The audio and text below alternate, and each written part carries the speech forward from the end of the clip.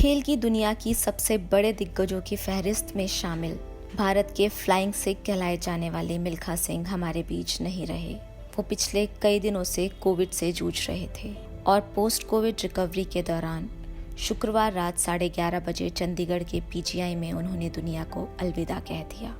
वो 91 साल के थे। 5 दिन पहले ही उनकी पत्नी निर्मल कौर का भी कोविड से निधन हो गया था।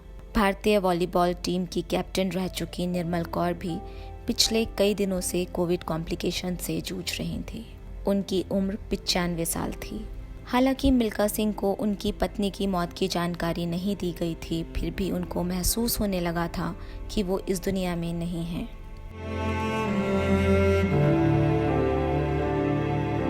यूं तो पद्मश्री से सम्मानित मिल्खा सिंह की कामयाबियों की फहरिस्त बहुत लंबी है, पर भारतीय एथलेटिक्स के इतिहास में जिस एक पल ने मिल्खा सिंह को शोहरत की बुलंदियों पर पहुंचा दिया था, वो 1950 के ओलंपिक स्प्रिंट का फाइनल था, जब वो 1 सेकंड के 100वें हिस्से से कांस्य पदक से चूक गए थे। लेकिन 400 मीटर में 45.73 सेकंड का उनका ये गजब रिकॉर्ड देश में 40 साल तक और कोई नहीं तोड़ पाया। बाद में साल 1958 और 1962 के एशियाई खेलों में भी मिल्खा ने 400 मीटर स्प्रिंट में स्वर्ण पदक जीते। कहते हैं मिल्खा सिंह जब ट्रैक पर दौड़ते थे तो लगता था कि कोई इंसान उड़ रहा है। शायद इसीलिए उनका नाम ही उड़न सिख पड़ गया था। मिल्खा सिंह ने भारत को खेल जगत की उन ऊंचाइयों तक पहुंचा दिया जहां आज तक कोई दूसरा भारतीय नहीं पहुंच सका।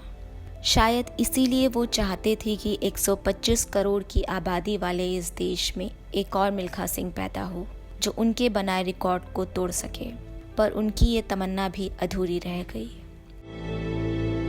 उनके परिवार में उनके बेटे जीव मिल्खा सिंह और 2 बेटियां शामिल हैं। जीव मिल्खा सिंह अंतर्राष्ट्रीय गोल्फर हैं। मिल्खा सिंह की मौत पर देश के कई बड़ी हस्तियों ने गहरा शोक व्यक्त किया और करोड़ों आम लोगों ने मिल्खा सिंह को श्रद्धांजलि दी। मिल्खा सिंह अपनी लंबी यात्रा पर निकल गए हैं, लेकिन भारतीय एथलेटिक्स के ट्रैक पर उनकी कामयाबी के निशान हमेशा मौजूद रहेंगे।